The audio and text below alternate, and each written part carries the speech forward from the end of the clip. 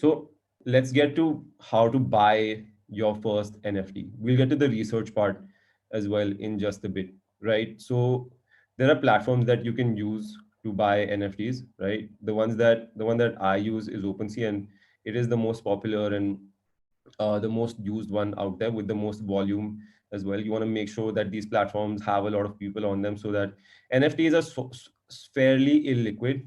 What that means is that they're not as tradable as crypto. So with crypto, Bitcoin, and things like that, you can buy and sell instantly, right? On good exchanges like Binance.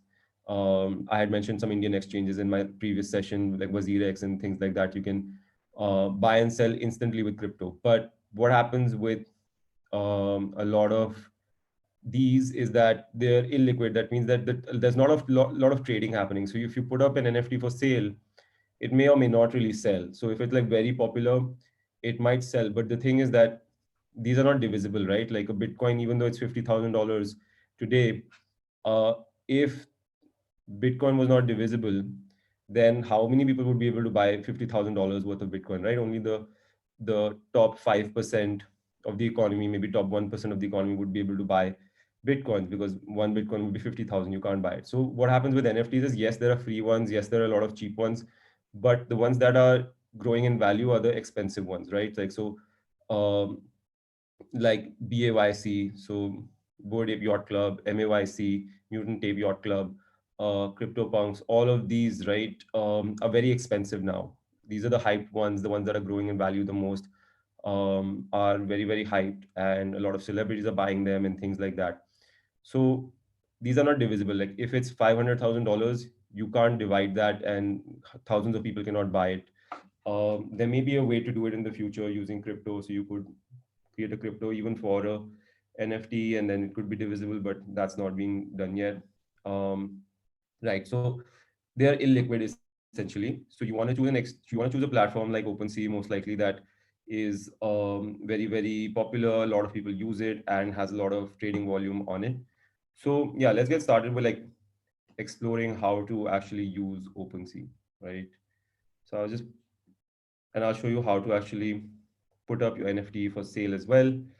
But if you've come to this session for understanding uh, how to how to create your NFT, selling is one thing, right? And creating it on OpenSea is one thing. But if you've come here to understand how to design your NFT, that's a completely different topic on its own. So that's more of a design course that we will be teaching very soon as well.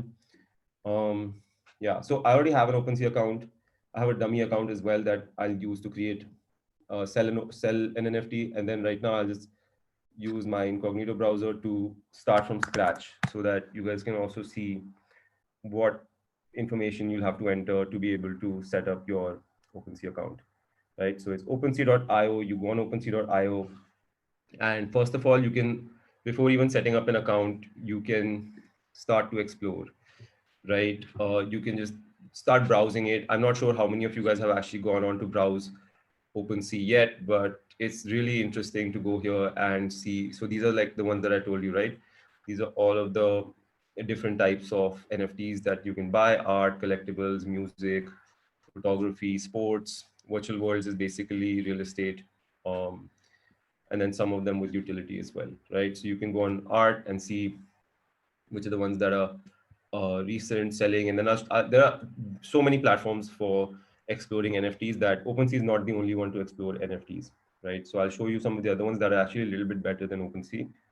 OpenSea is great for beginners to start with, just exploring the world of NFTs, seeing what's being created and things like that. So see, a lot Karthik, of times, like, it your won't make screen sense isn't what people are changing. selling. It's just art, right? So in the real world also, a lot of art doesn't make sense. Things that are not necessarily um, pieces of art that you will relate to or you might find as interesting or nice or whatever, sell for millions of dollars. So similarly, like in this case also, Sir, screen is not changing. are you guys able to see my screen? No. No, sir. Yes, sir. Actually, from last 2 to 3 minutes, it is not showing. Okay, I think you should be able to see my screen now. Yeah, thank you.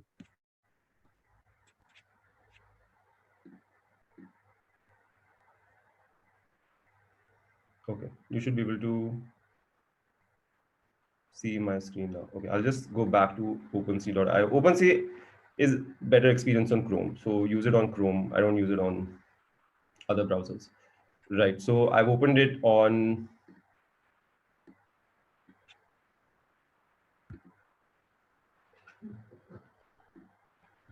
my Chrome. I go on OpenSea, and then just to talk about it from scratch, we'll just go on explore first. So if you, this is for people who've never been on OpenSea, you haven't explored what this is, you can come on OpenSea and see all the different types of NFTs that are being sold.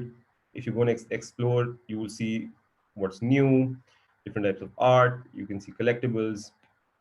Um, you can see the ones that like I'm looking at are some of these. Let me show you.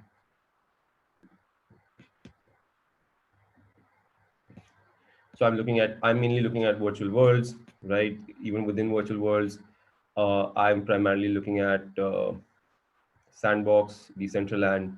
So what I do is I go on these. So I've gone on Sandbox. I can see like how many items, how many owners, floor price is fairly high right now, and then volume is decent, right? So basically, I go on this and then I start exploring different types of land that's available to be bought, and then I explore. And then I've obviously built my own thesis around like different types of land and why I would want to buy a certain piece of land, which is a completely different topic. So I will not deep dive into that. But mainly, I look at what's being built in that real estate. I might actually end up going on Sandbox and just playing around with that lot and seeing who's in that lot. So you can see there's a lot of stuff that happens on the lot. So basically, like there was one event where Snoop Dogg had actually bought land on Decentraland, on Sandbox, one of these, and people started buying land around it, and then the value of that land shot up. So, and you can also put up your land for rent, right? You can put it up if you buy land. It literally operates like the real world where you can put it up for rent. You can build a house on it. You can build a mall on it. You can build an office on it, and then I can put it up for rent. I can also start making money by if I create a building on it and I can put advertisement on that building. So, for instance, if I buy a piece of land and then Nike suddenly decides to buy a piece of land next to me or multiple pieces of land, and then they come and say, okay, I need this piece of land, or people can come and want to advertise on my building. Let's say I set up a building and then they want to put up a banner on my building, and I can start charging rent for that. So these are a lot of ways that I at least try to evaluate the type of land that I'm about to buy. So in your case, you will have to be able to create thesis around it, right? With art and things like that, it doesn't require as much because you have to evaluate two metrics, which I will talk about. So don't worry, I'll talk about those metrics. But with land, it's a little less. So it's a little bit more vague. It's harder to figure out which land will appreciate in value. But with art and more of the collectibles and fan moments and things like that, it's slightly easier. So yeah, you can, whatever is your interest. If someone is in photography, someone is in music, go with that first because you have some insight into that, and then explore other forms, right? So you go into profile. So I'm not sure why this is not logging me out.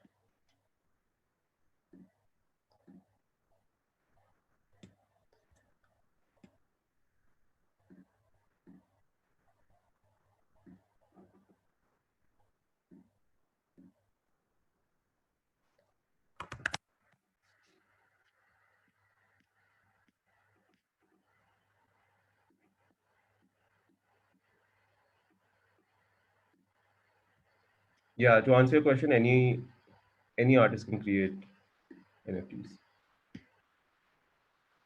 So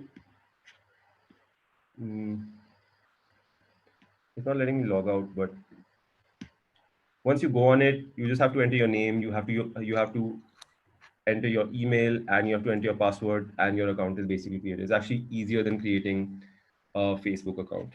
So let's say that you've gone and entered that information. After that, what's going to happen is that it's going to ask you to connect your wallet, right? So you need to have a wallet. You can use any of these wallets. If you're going to be using Ethereum mainly. Yeah, guys, I know that there's a lot of questions about how to create it. So I'll get to that as well shortly. So MetaMask is the most popular one. I also use MetaMask. You have to go on metamask.io.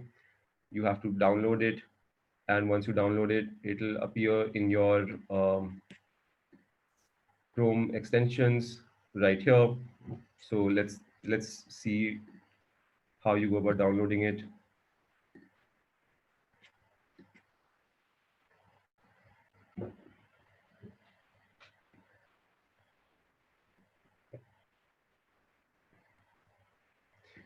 Yeah, Ankush, that's a really good question. Actually, I will answer that for sure. I have. Oh. So, yeah, Ankush, in your what you're saying is that any number of metaverses can be created, right?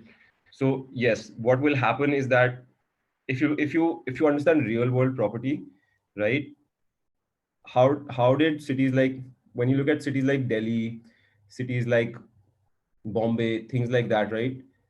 Central Delhi, Central Bombay, all of these places were the first to start development, right? And what happened now is that the older the property started getting, the more things that were built around it, that property started growing in value, right? So now like places like Gurgaon are much cheaper, Noida are much cheaper than Central Delhi. So think of like Noida as a new metaverse being created, or Gurgaon as a new metaverse being created, and further and further and further, like new small metaverses are getting created. I'm just trying to draw parallels here for you.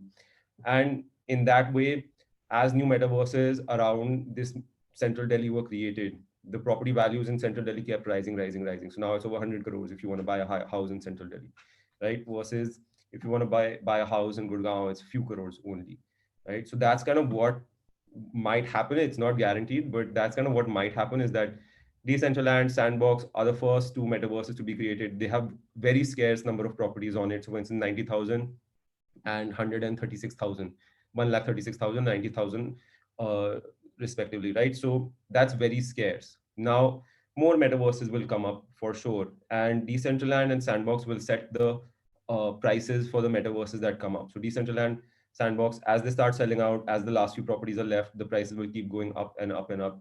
And as more metaverses come up, their prices will start off with obviously like let's say Decentraland is selling at 500K, 1 million. The other metaverses will start selling their properties at $50,000, $100,000, like fractions of the cost of property. But they won't be as cheap as today. So today you're being able to buy it for 5,000, 2,000, 10,000, things like that. But there will be a point where both Decentraland and Sandbox will be completely sold out. New metaverses will come up with their own specific purposes. Where there will be a metaverse that might just be only offices, right?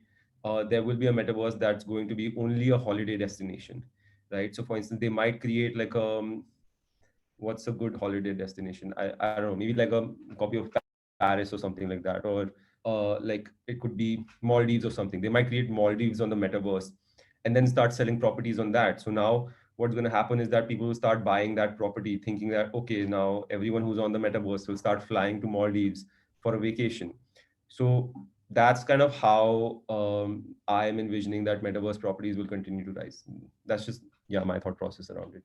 So you download it, gas fees fluctuates a lot. It can go from $10 going up to $100 also. Some like usually it's $30 or something like that. But you can use Polygon. Uh, if you're on OpenSea, I think that is like way cheaper. So you can use it gives you the option which blockchain you want to use, and I'll show you how. How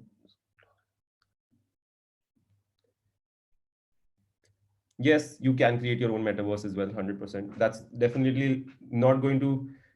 It's going to cost millions of dollars to build metaverses, though, in the future because it's almost like building a game actually. So it might cost a lot of money because you'll have to hire game developers, designers.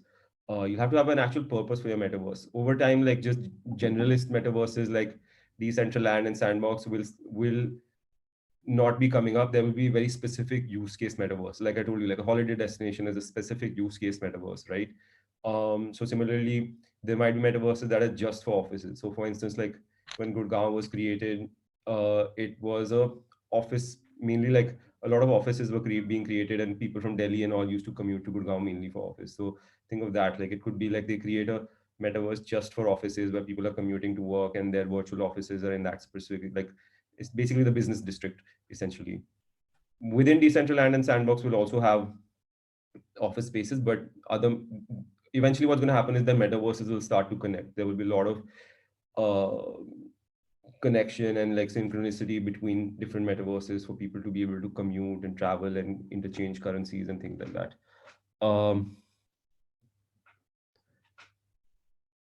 Yeah, so let's get back to this. Sorry for deviating. Download MetaMask, right? Once you click on download MetaMask, install MetaMask for Chrome. Once you install MetaMask for Chrome, it'll come up in your extensions.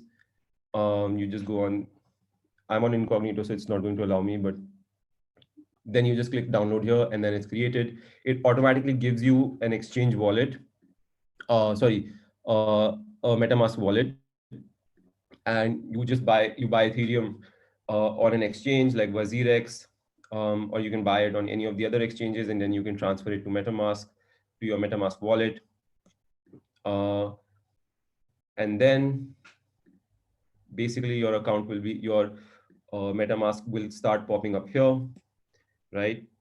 When you go on OpenSea, OpenSea will ask you to connect your wallet. So even OpenSea doesn't ask you to, when you want to mint NFTs, OpenSea has a lazy minting process.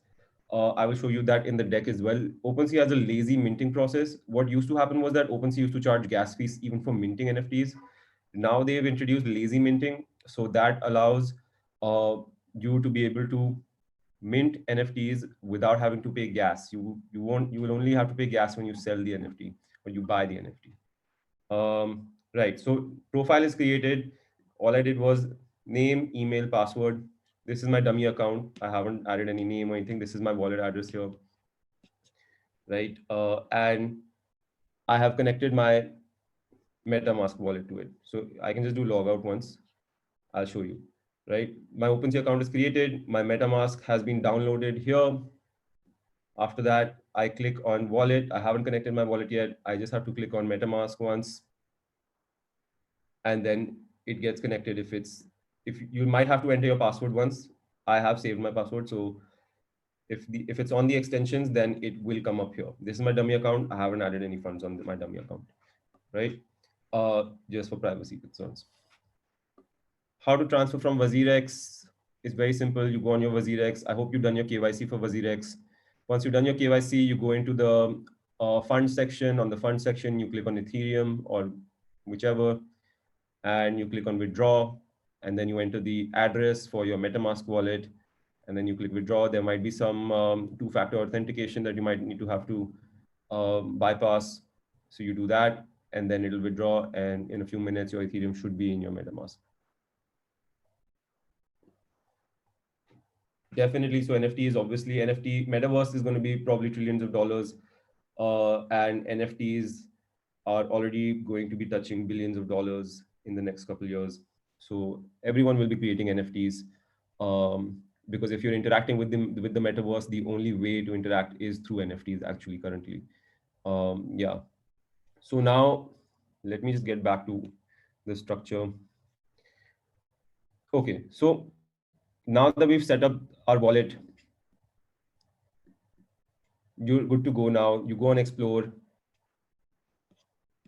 I haven't shown you yet how to choose NFTs, so that hasn't been covered yet. I will cover that, but I'm just showing you how to navigate this platform right now. So how do you understand the interface and things like that is what I'm covering for now.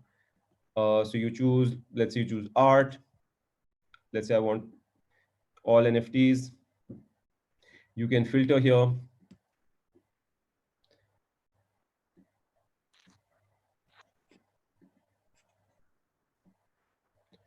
You can filter here. You can set, let's say you just want like something that's free or something like that, or you want to put US dollars as $5, the max you want, right? You want to start off with something that's very cheap.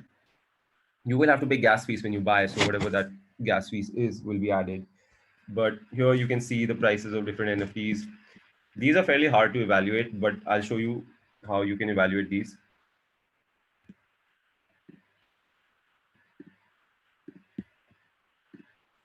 So you've put your price. You can also go into collections. Like let's say you figured out a collection. Let's say you decide today I'm going to splurge.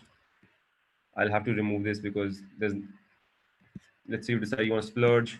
You want to buy a MAYC, Mutant Ape Yacht Club. So you can see like the top bid is about 7.76, $31,000 right now. Um, you can place your bid if you want to buy it, and you can keep increasing it. I don't have, my balance is less right now, so but if you have the balance, it will allow you to. And the thing is that even if you haven't transferred any money, you won't be able to buy it. Let's say I want something that's $0. I want something that's free, right? Let's remove MAYC. I just want something that's zero, right? For free. So bunch of stuff here. This one looks interesting-ish, right? This is kind of 3D. There's a bid for it actually. I think this one was put out for free, but then people started bidding on it because it does look interesting, and then the price went up. Um, but there are like, okay, this one, no one is bidding on it, and the price is also zero. You can buy now instantly, but you will still need to have some Ethereum in your wallet to be able to pay the gas fees. So I'll show you how. Confirm checkout.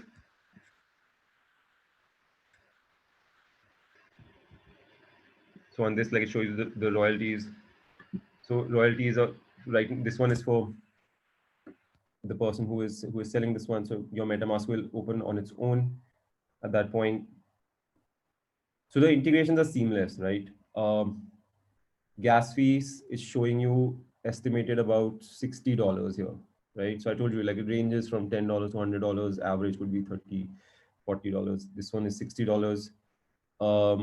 So you might need to just put in like $100 even if you're looking to start buying. Um, if you start buying even the free ones, right? So yeah, gas fees are kind of fairly high right now. So I will go back now. If you want to spend $60 on the gas fees, definitely you can start buying the free ones, or set aside 20,000, 30,000 rupees, um, things like that, right? So that's how you navigate the platform. Essentially, you explore, you find the one you, let's say like you explored and you use the metric that I'm about to show you, and you identify the one you want to buy. This is basically the process you will follow to buy it.